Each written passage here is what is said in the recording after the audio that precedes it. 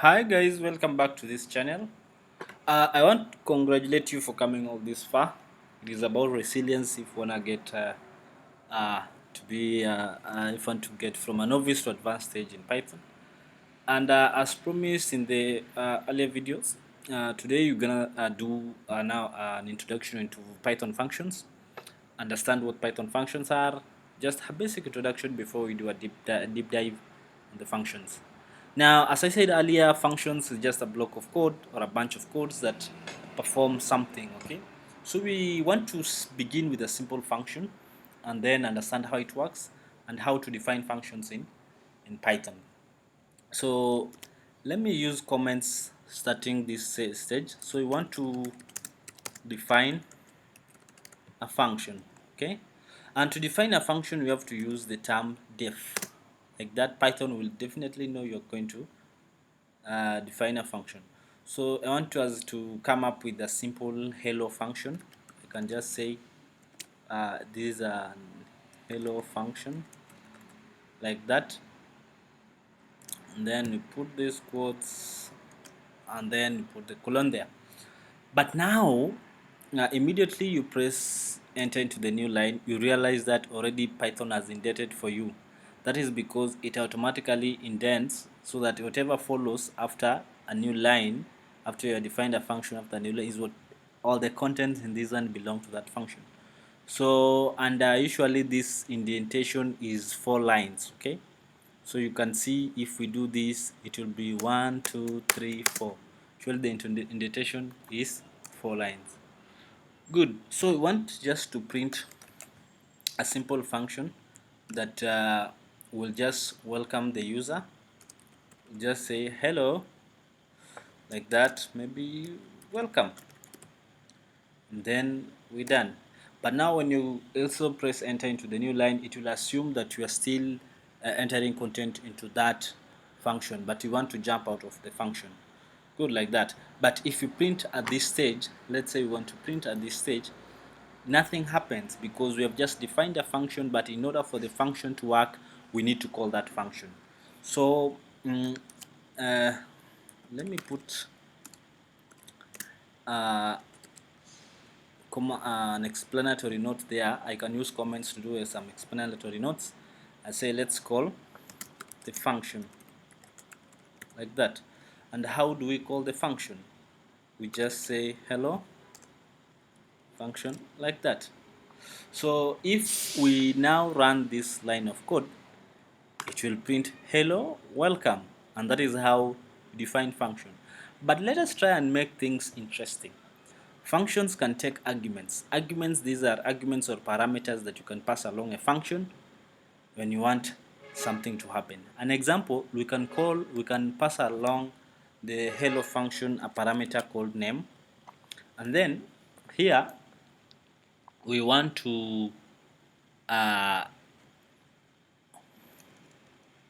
we want to concatenate that name. You remember when you talked about concatenating like that? We now say hello to the name, and then we tell that person welcome. So if I run this code, I will get an error. And why will I get an error? Because here it says the hello function missing one required position argument. Because here we had used an argument. So in order to, when you're calling this function, we have to also put an argument there. So we can say maybe the name can be maybe Dennis, like that. And then now let's run the code. You see now it says hello Dennis, welcome. Okay, so let us just clear that so that we can see how we are doing it. Good. So it says hello Dennis, welcome. So you have to get everything right, and at the same time the syntax has to be right, especially when you are working with indentation here. Now let us say you want to pass something else, maybe know the string values. We want to pass something like in an integer value. So if we say something like 20 here, 20 here, and then we try to run this, we will get a syntax error. because these are, you got the syntax wrong and everything. Why? Because here we have used an integer argument as a parameter, and here we're trying to use character value. So if I say something like let's say 20, and let's work around and see where we're getting wrong. It again says you're getting an invalid syntax here, simply because we are trying to concatenate here. I can just, let's say it can be any value. Let me say value, and then still if I run this, we're gonna get us an error because we are using a value that is not defined.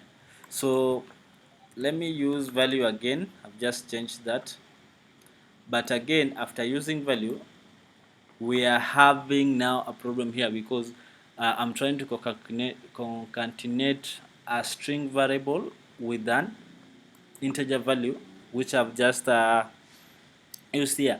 And remember, in the earlier videos we talked about converting this into a string character.